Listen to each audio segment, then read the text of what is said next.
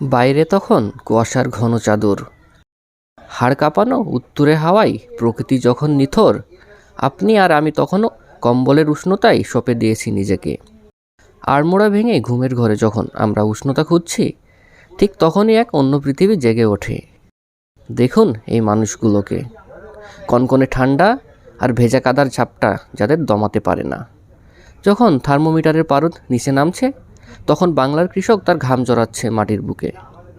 ওই হিমশীতল জলের ভেতর দাঁড়িয়ে তারা বুনে চলেছে আগামীর স্বপ্ন, আমাদের অন্যের নিশ্চয়তা। শীতের সকালের এই নিস্তব্ধতাই তাদের কোদালের শব্দ আর লাঙ্গলের ফালাই মিশে আছে এক অসম লড়াই। আমরা যখন আরাম খুঁজি, তারা তখন অদম্য সাহসে লড়াই করেন প্রকৃতির সাথে। রোদ হোক কিংবা বৃষ্টি, হাড় কাঁপানো শীত কিংবা তপ্ত দুপুর, তাদের বিশ্রাম নেই। আমাদের থালার প্রতিটি দানা কেবল শস্য নয়, এর প্রতিটি কণায় মিশে আছে কৃষকের কনকনে ঠান্ডায় জমে যাওয়া আঙ্গুলের ছোঁয়া আর কপাল থেকে ঝরে পড়া নোনা ঘাম। স্যালুট জানাই বাংলার সেই সব অকুতোভয় প্রাণপুরুষদের, যাদের শ্রমের ওপর দাঁড়িয়ে আছে আমাদের বেঁচে থাকা।